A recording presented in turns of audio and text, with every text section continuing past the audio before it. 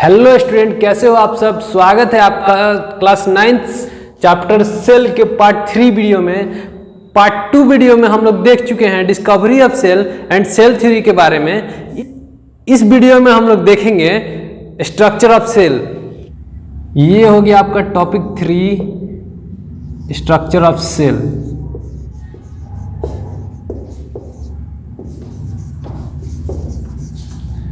मेरा नाम है रविकांत और स्वागत है आपका प्यारा चैनल रवि बायोलॉजी क्लासेस में। तो इस वीडियो में हम लोग देखेंगे structure of cell. Multi cellular के केस में जितने भी सेल होते हैं वो एक दूसरे से अलग अलग होते हैं शेप, साइज और एक्टिविटी के तौर पे, लेकिन उनमें 3 चीज कॉमन होता है। आइए हम देखते हैं वो क्या कॉमन होता है। पहला हो गया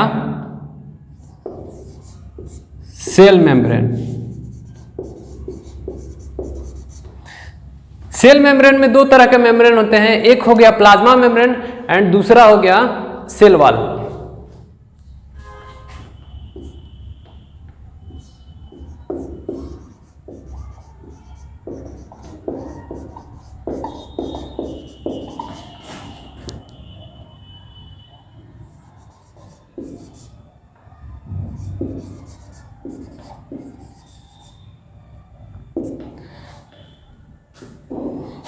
प्लाज्मा मेम्ब्रेन होता क्या है? प्लाज्मा मेम्ब्रेन एक मेम्ब्रेन होता है जिस प्रकार हम लोग सब्जी खरीदते हैं और एक पॉलीथीन में पैक करके घर ले आते हैं, ठीक उसी तरह पॉलीथीन की तरह झिल्ली होता है जिसे हम लोग प्लाज्मा मेम्ब्रेन कहते हैं। और सेल वॉल जैसे होता है हमारे रूम के चारों तरफ जो दीवार होता है, ठीक उसी तरह एक कठोर दीवार की तरह सेल के चारों तरफ एक स्ट्रक्चर होता है जिसे हम लोग सेल वॉल कहते हैं, सेल के दीवार कहते हैं। ये मेनली प्लांट सेल में होता है और कुछ यूनिसेलुलर ऑर्गेनिज्म में भी आपको देखने को मिल जाएगा, जैसे में बैक्टीरिया हो गया, ब्लू ग्रीन एल्गी हो गया, जैसे में हम लोग पहला किंगडम के बारे में पढ़े थे।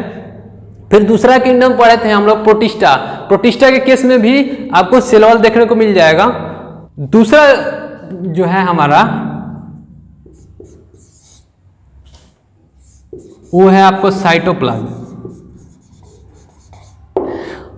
साइटोप्लाज्म के बारे में चर्चा हम लोग कर चुके हैं दूसरे वाला वीडियो में। इस वीडियो में भी हम बता देते हैं आपको। साइटोप्लाज्म जो होता है और fluid filled in the cell के अंदर जो फ्लूइड फील्ड होता है उसे हम लोग साइटोप्लाज्म कहते हैं। और तीसरा जो होगा न्यूक्लियस।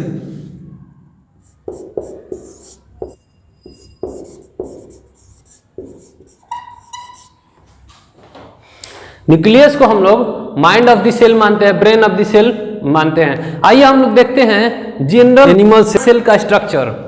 तो इसे हम मिटाते हैं।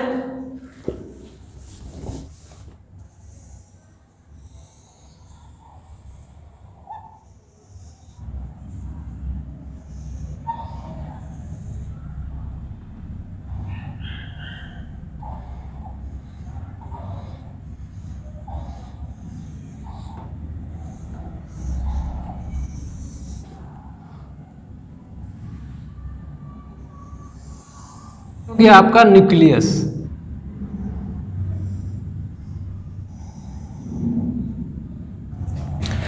इस न्यूक्लियस के चारों तरफ एंडोप्लाज्मिक रेटिकुलम होते हैं। इसके बारे में हम लोग चर्चा करेंगे।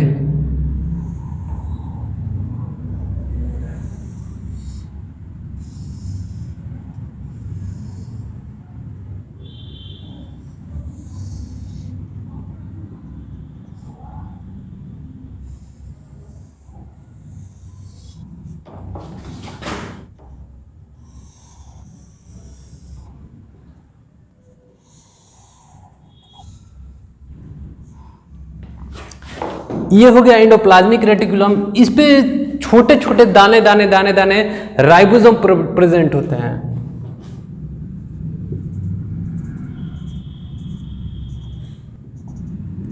ऐसे छोटे छोटे दाने।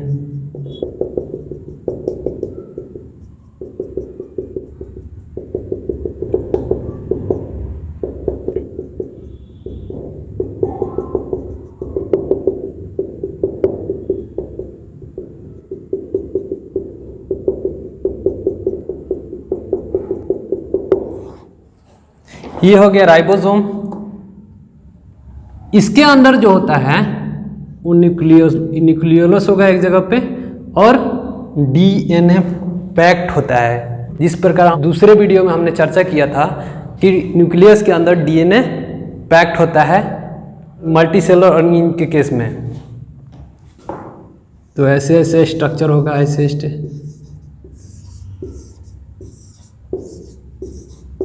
ये हो गया हमारा न्यूक्लियस, जो कि डबल मेम्ब्रेन होता है। इसके अंदर माइटोकॉन्ड्रिया होते हैं। माइटोकॉन्ड्रिया का स्ट्रक्चर कुछ इस तरह होता है।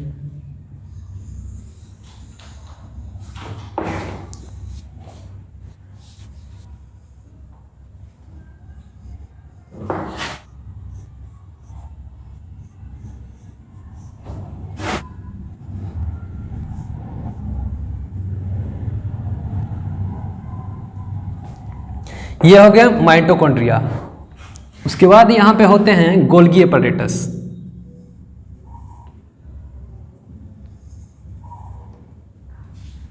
बाद में हम लोग डिटेल में चर्चा करेंगे, अभी थोड़ा थोड़ा इस सब के फंक्शन के बारे में हम लोग जानेंगे और स्ट्रक्चर के बारे में। ये हमारा हो गया गोल्गी एपैरेटस। इसके अंदर फ्री राइबोसोम होते हैं, ऐसे ऐसे ऐसे ऐसे फ्री राइबोसोम। ये हो गया माइक्रोट्यूब्यूल। ये सब सेल के अंदर होता है।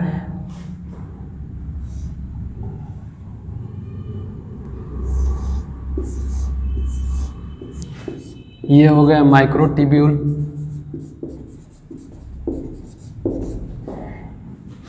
ये हो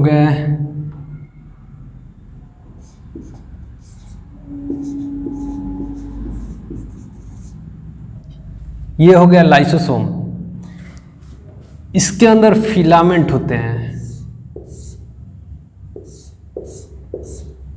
ऐसे फिलामेंटियस स्ट्रक्चर होते हैं, जिसे हम लोग एक्टिन फिलामेंट के नाम से जानते हैं।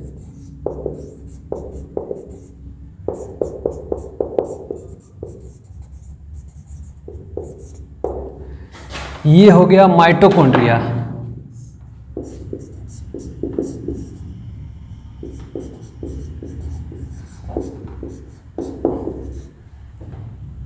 ये हो गया फ्री राइबोसोम।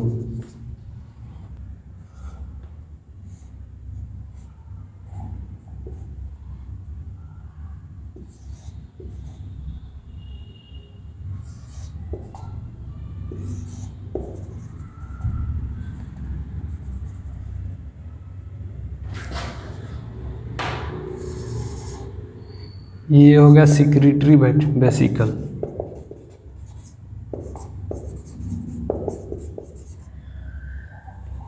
यहाँ पे हो गया आपका स्मूथ इंडोप्लाज्मिक रेटिकुलम। रेटिकुलम दो तरह के होते हैं, एक स्मूथ होगा और एक होगा रफ एंडोप्लाज्मिक रेटिकुलम। ये हो गया स्मूथ इंडोप्लाज्मिक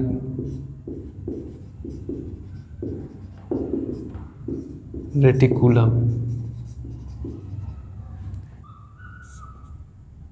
ये हो गया आपका न्यूक्लियर मेम्ब्रेन।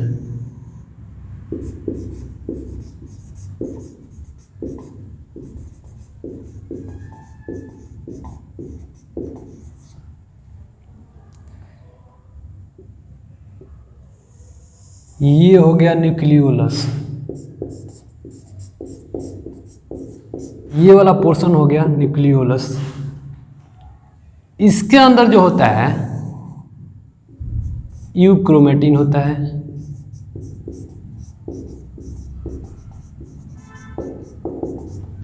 इसके अंदर एक और क्रोमेटिन होता है जिसे हम लोग हेट्रोक्रोमेटिन बोलते हैं।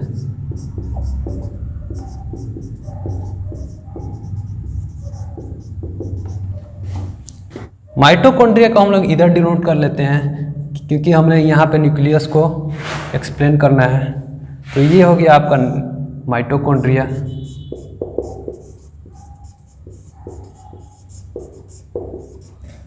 ये हो गया आपका रफ इंडोप्लाज्मिक रेटिकुलम। हम लोग रफ इंडोप्लाज्मिक रेटिकुलम को हम लोग शॉर्ट फॉर्म में लिखते हैं RER, ठीक है, और smooth endoplasmic reticulum short form में बोलते हैं SER। यहाँ पे होता है न्यूक्लियर पोर। पोर का मतलब होता है छिद्र, न्यूक्लियस के अंदर छोटे छोटे छिद्र होता है। ये जो आते हैं न्यूक्लियस के अंदर आते हैं।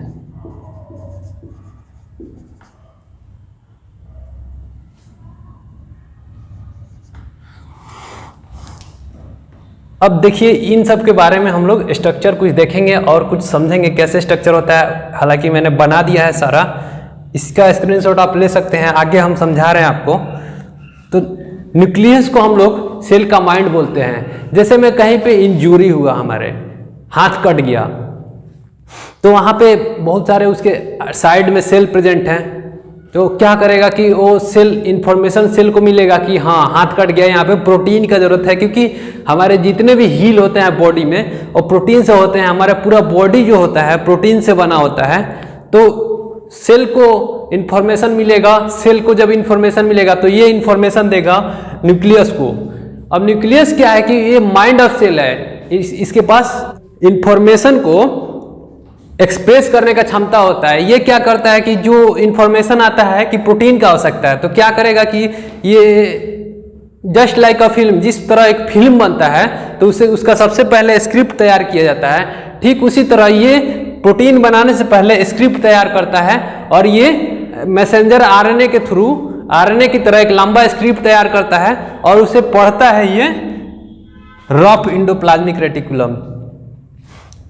तो ये क्या करेगा कि ये स्क्रिप्ट तैयार कर देगा, आरएनए बना देगा, यहाँ से डीएनए से आरएनए बना देगा और ये न्यूक्लियर पोर के थ्रू होते हुए इसके सटे रफ इंडोप्लाज्मिक रेटिकुलम के पास पहुंच जाता है। रफ इंडोप्लाज्मिक रेटिकुलम कहने का अर्थ है कि इसके सतह पे जो होता है, इसके सरफेस पे छोटे छोटे राइबोसोम प्रेजेंट होते हैं, जो कि ग्रेनुलर स्ट्रक्चर होते हैं, छोटे छोटे ग्रेनुअल्स के साइज के होते हैं। तो इसके पास पहुंचेगा इंफॉर्मेशन, तो ये क्या करेगा, इसके पास बहुत सारे चामचा बेलचा प्रेजेंट है, उन लोग को ये इंफॉर्मेशन देगा कि ये प्रोटीन बनाना है, इसके लिए इंफॉर्मेशन देगा। जितने भी स्क्रिप्ट पे जितना सीक्वेंस के अनुसार लिखा रहेगा प्रोटीन का अमाइनो एसिड, प्रोटीन जो होता है अमाइनो एसिड से मिलकर बना होता है, तो प्रोटीन का एक यूनिट जो होता है वो अमाइनो एसिड होता है। तो अमाइनो एसिड को बोलेगा कि जाओ ये अमाइनो एसिड लेके आओ, तो सारे उसके टट्टू जाएंगे और अमाइनो एसिड लेके आएंगे। तो अमाइनो एसिड को ये क्या करेगा कि एक एक करके जोड़ना शुरू करेगा, ये जोड़ने का काम करेगा राइबोसोम। जिस प्रकार एक अमाइनो एसिड आया उसको ये क्या करेगा, जोड़ देगा, ये एक अमाइनो एसिड हो गया, फिर दूसरा अमाइनो एसिड आया, फिर यहाँ पे जोड़ दिया, फिर तीसरा अमाइनो एसिड आया, जोड़ दिया, चौथा अमाइनो एसिड आया, यहाँ पे जोड़ दिया, पांचवा अमाइनो एसिड आया। इस प्रकार जोड़ते जोड़ते एक प्रोटीन मॉलिक्यूल बना लेता है। प्रोटीन मॉलिक्यूल बनाने के बाद ये क्या करता है कि ये छोड़ देता है गोल्जी अपैरेटस में, इसका नाम है गोल्जी अपैरेटस।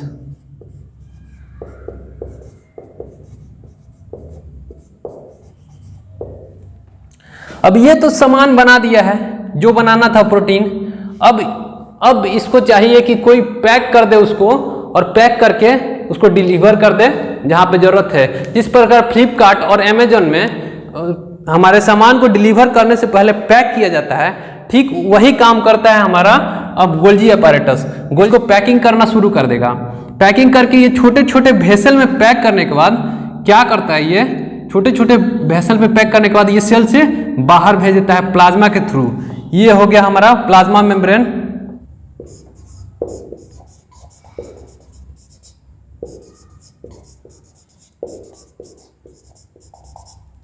ये हो गया प्लाज्मा मेम्ब्रेन। ये प्लाज्मा मेम्ब्रेन पूरा फैला हुआ है, देखिए यह एक झिल्ली का आकार होता है। ये सेलेक्टिवली परमिएबल होता है। सेलेक्टिवली परमिएबल मतलब होता है कुछ कुछ ऐसे सेलेक्टेड चीजों को अंदर जाने देता है सेल के, और बहुत सारे चीज को नहीं जाने देता है। इसलिए जो सेल जो होता है प्रोटेक्टेड होता है। अब कोई भी हार्मफुल सब्सटेंस होगा वो आके डायरेक्ट सेल के अंदर घुस जाएगा अगर प्लाज्मा मेम्ब्रेन नहीं होगा तो। जैसे में टॉक्सिक चीज हो गया, बैक्टीरिया वायरस हो गया, डायरेक्ट घुस जाएंगे तो हमारे सेल को अफेक्ट कर सकते हैं। इसीलिए प्लाज्मा मेम्ब्रेन जो होता है एक प्रोटेक्टिव लेयर का काम करता है सेल में।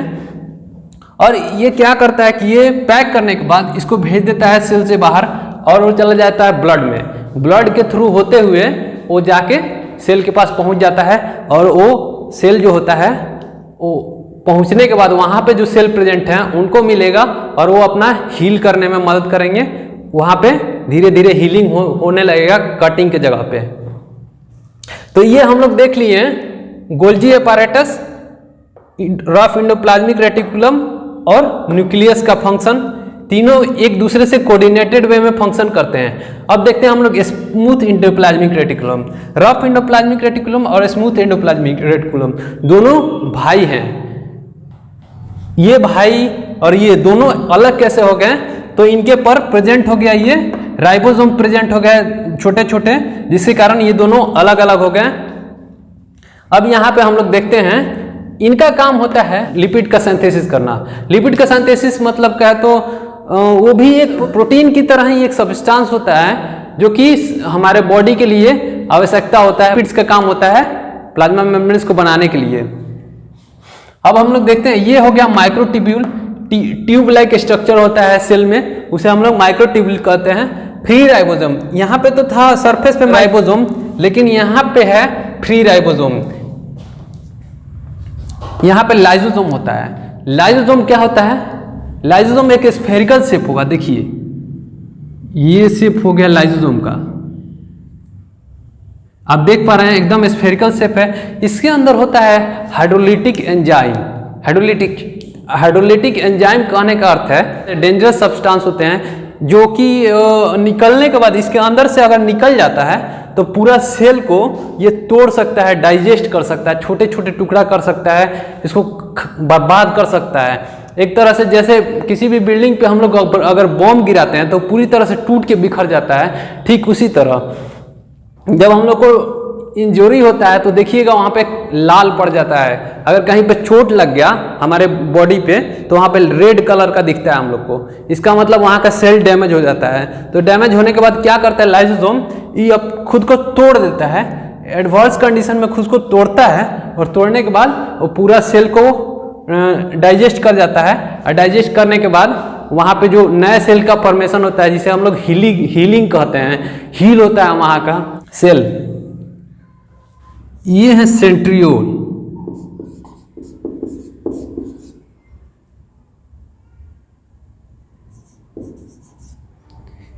ये एक लॉन्गिट्यूडनल होते हैं और एक वर्टिकल होते हैं। कहने का अर्थ है कि इनका शेप कुछ इस तरह होता है, इस तरह जैसे आप देख पा रहे हैं। इनका काम क्या होता है? जब सेल डिवाइड करता है तो ये क्रोमोसोम को दो भागों में डिवाइड करते हैं। ये तो है न्यूक्लियर मेम्ब्रेन, याद रखिएगा ये डबल बाउंडेड होता है। अब आता है न्यूक्लियोलस। न्यूक्लियोलस जो होता है वो मेनली आरएनए और प्रोटीन से मिलकर बना होता है और इसके अंदर राइबोसोम का सिंथेसिस होता है। अब हो गया यूक्रोमेटिन। न्यूक्लियस के अंदर होता है यूक्रोमेटिन। यूक्रोमेटिन होता क्या है? सबसे पहले हम लोग समझते हैं क्रोमेटिन होता क्या है। तो स्टोन प्रोटीन जो होता है वो प्रेजेंट होता है न्यूक्लियस के अंदर, जिसके चारों तरफ डीएनए का जो थ्रेड होता है वो बाउंड होता है चारों तरफ, ऐसे बॉल की तरह होता है। ये स्टोन प्रोटीन जो होता है बॉल की तरह होता है और ये मान लीजिए डीएनए का थ्रेड हो गया। अब ये इसको बाउंड करेगा इसे,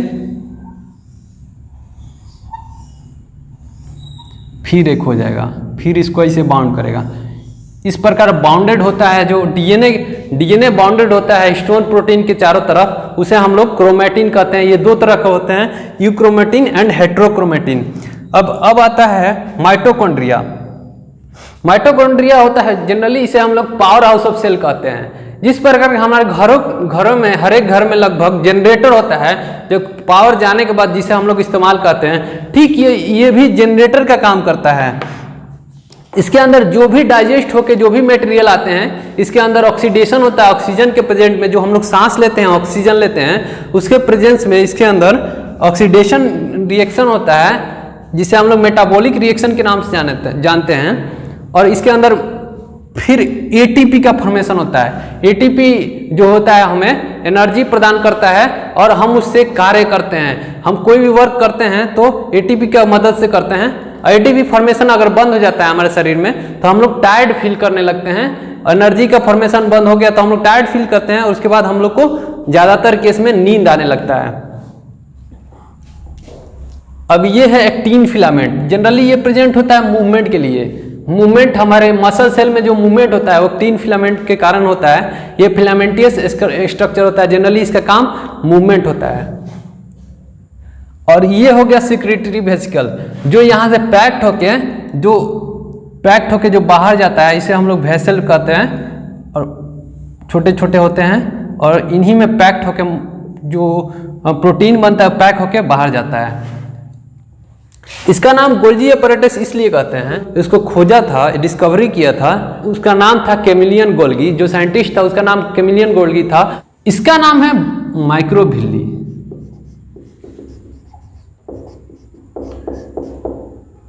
ये जो स्ट्रक्चर आप देख रहे हैं इस तरह का, ये है माइक्रोविल्ली। इसका मेनली काम क्या होता है? इसका मेनली काम होता है एब्जॉर्प्शन। एब्जॉर्प्शन मतलब कि हमारे मेनली ये डाइजेस्टिव सिस्टम प्रेजेंट होगा, स्टमक में होगा, इंटेस्टाइन में होगा। तो इसका काम एब्जॉर्प्शन होता है। जो भी हमारे फूड मटेरियल होते हैं वो छोटे छोटे टूट जाते हैं हमारे इंटेस्टाइन में वेरियस एंजाइम की वजह से। तो वो एब्जॉर्प्शन होता है माइक्रोविल्ली के द्वारा। ये एब्जॉर्ब करके सेल के अंदर ले लेता है। ऐसे वेसिकल के तौर पे सेल के अंदर आ जाते हैं। जितने भी फूड मटेरियल टूटे होते हैं वो यहाँ से इससे होके अंदर आ जाते हैं और ये आ जाते हैं माइटोकॉन्ड्रिया में। माइटोकॉन्ड्रिया में आने के बाद वो जो मटेरियल आता है उससे ऑक्सीडेशन होता है। ऑक्सीडेशन होने के बाद उससे एनर्जी रिलीज होता है। यहाँ होते हैं वैक्यूल। जितने भी एक्सक्रीटरी प्रोडक्ट होते हैं ये आके स्टोर हो जाते हैं वैक्यूल्स के अंदर। और ये सेल मेम्ब्रेन के थ्रू होते हुए ये ब्लड में पॉर हो जाते हैं। अब ब्लड जब प्यूरिफाई होता है तो प्यूरिफाई करने के बाद किडनी के थ्रू बाहर निकल जाते हैं या फिर हमारे फीकल मैटर के साथ बाहर निकल जाते हैं। तो ये हम लोग देखें एक जनरल एनिमल सेल को। ये हम लोग देखें जनरल स्ट्रक्चर ऑफ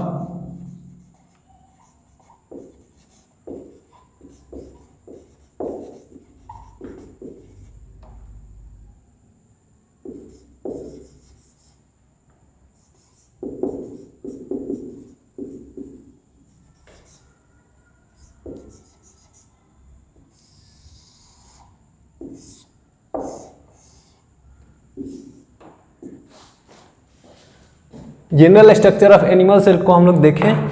जनरली यही सेल ऑर्गेनल जो होता है एनिमल सेल में प्रेजेंट होता है। तो इसका आप लोग स्क्रीनशॉट ले लीजिए या फिर इसको खुद से बनाने का प्रयास कीजिएगा तो और बेहतर होगा। इस वीडियो में हम लोग एनिमल सेल को देखें। अगले वीडियो में हम लोग प्लांट सेल और यूनिसेलुलर और बैक्टीरिया के सेल स्ट्रक्चर को हम लोग देखेंगे।